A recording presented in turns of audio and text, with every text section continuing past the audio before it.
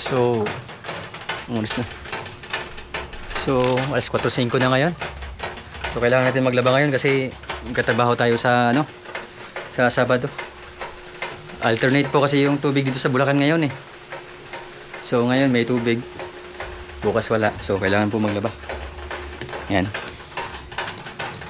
Yan. Tayo. Kahit hapon na. Kailangan natin maglaba. Help kayot?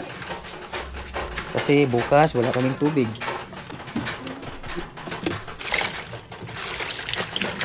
May phone ng kuya.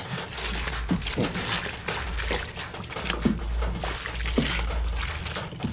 Kailangan maglaba.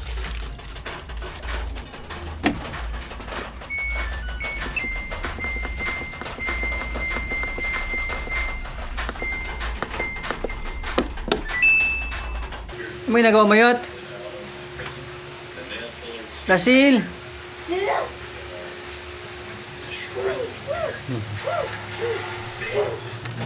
Tapos na tayo sa pangalis.